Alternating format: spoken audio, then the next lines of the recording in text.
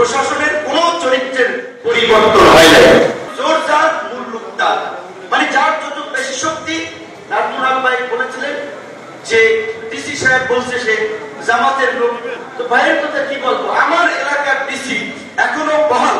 তার বিষয়ে আমি কমপ্লেন দিয়েছিলাম সালেউদ্দিন সাহেব সহ রেজওয়ানা সহ উপদেষ্টাদেরকে রোজার ঈদের সময়। অনেকে বিভিন্ন দলের পরিচয়, কেউ বিএনপি, কেউ জামাতের, বিভিন্ন ক্ষেত্রে।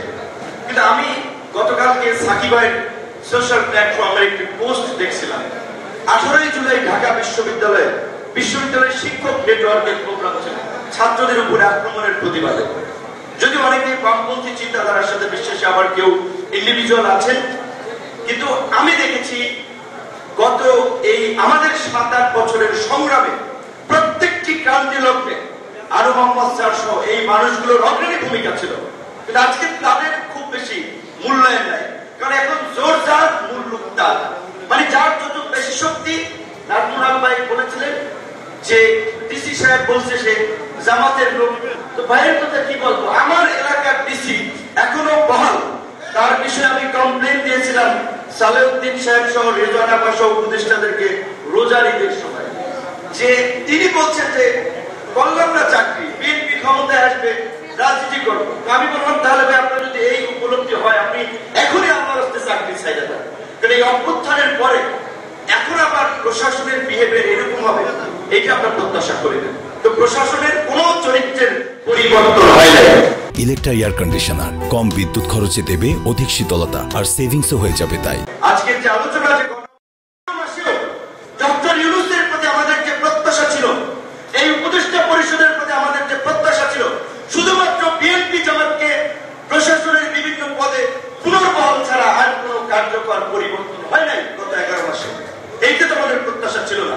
আজকে হসপিটালগুলোতে যান, ঢাকা মেডিকেল সহ জেলা হসপিটালগুলোতে আগের যে মানুষের সেবা পেতে চিকিৎসার ব্যবস্থার পরিবর্তন হয়েছে।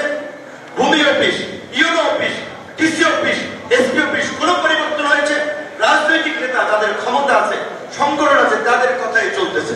এই ব্যবস্থার তো আমরা পরিবর্তন চেয়েছিলাম। তো সেই কারণে আজকের যে গণতান্ত্রিক উত্তরণের পথের কথা বলা হচ্ছে, আগামীতে নির্বাচন হবে। আমি মনে করি এখন যে যতটুকু পারি আমরা যে অনেকদিন ধরে একটা ভারসাম্যপূর্ণ সংসদের কথা বলছি, প্রধানমন্ত্রীর স্বৈরতান্ত্রিক এককেন্দ্রিক ক্ষমতার বিকেন্দ্রীকরণের 70 নম্বর অনুচ্ছেদের সংশোধন সহ বিভিন্ন পরিবর্তনের কথা বলছি। আজকে সময় এসেছে এই পরিবর্তন বাস্তবায়নে আমাদের ঐক্যবদ্ধভাবে কাজ করার। আমরা দেখতে পাচ্ছি ঐক্যমত্য কমিশনের যে আলোচনা হচ্ছে অনেক গুরুত্বপূর্ণ বিষয়ে, তাদেরও কার্যত ভূমিকা নেই।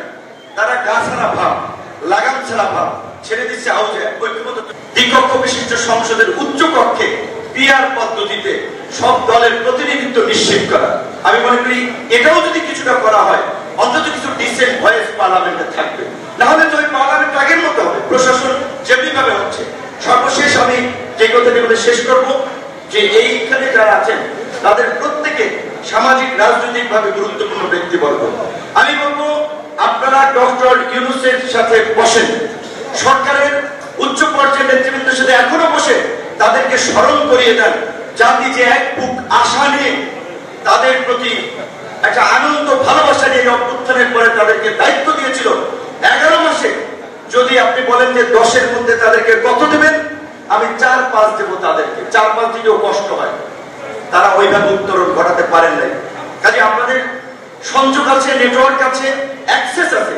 এখনো সরকারের সাথে কথা বলে অন্তত যেই জায়গাগুলোতে পরিবর্তনে আমরা ঐক্যবদ্ধভাবে কাজ করতে পারি, আমরা সেই কাজটি করতে চাই। এবং আজকের এই গণতন্ত্র মঞ্চের প্রোগ্রাম, এই মঞ্চের পেছনে আসলে এই মঞ্চকে সংগঠিত করার পেছনে যে ব্যক্তিটি ভূমিকা রেখেছে, অনেকদিন পরে গণতন্ত্র মঞ্চের প্রোগ্রাম এসেছি, সেই কারণে আমি জাফরুল্লাহ চৌধুরীকে স্মরণ করছি। কারণ তার ওই গণস্বাস্থ্যের ওইখানে মাছ ভর্তা, ডাল, ভাজি টাজি খাওয়ার ব্যবস্থা করেছে, আমাদের আলোচনার ব্যবস্থা করেছে।